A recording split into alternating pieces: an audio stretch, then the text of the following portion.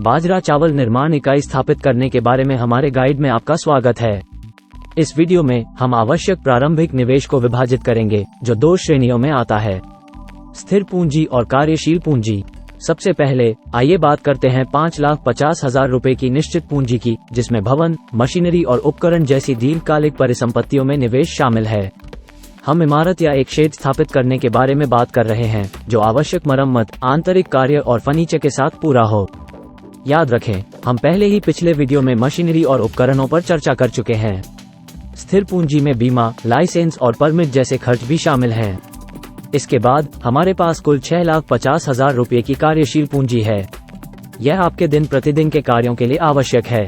इसमें लगभग 1.5 महीने की नकदी शामिल है। हम मान रहे हैं कि सभी खरीद और बिक्री नकद में की गई है। कार्यशील पूंजी की यह गणना प्रारंभिक नकदी के जलने को भी प्रभावित करती है, जब तक कि आप लाभप्रदता तक नहीं पहुंच जाते। हमारे आगामी वीडियो के लिए बने रहें, जहां हम जल्द से जल्द लाभप्रदता तक पहुंचने के लिए स्टार्टअप लागत को कम करने के बारे में सुझाव साझा करेंगे। तो आपकी बाजरा चावल निर्माण इकाई के लिए कुल पूंजी निवेश 12 लाख रुपए है।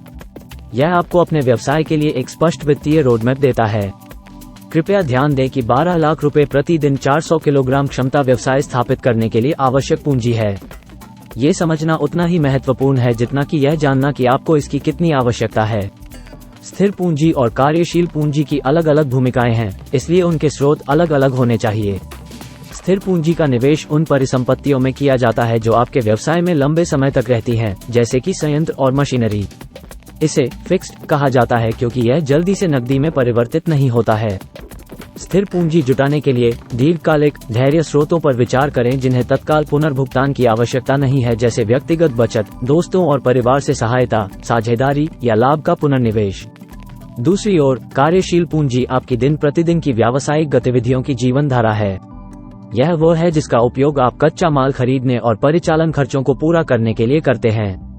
इसे कार्यशील पूंजी कहा जाता है क्योंकि यह आपके बिक्री चक्र के साथ आगे बढ़ता रहता है, जो 1 सप्ताह से लेकर 3 महीने तक हो सकता है।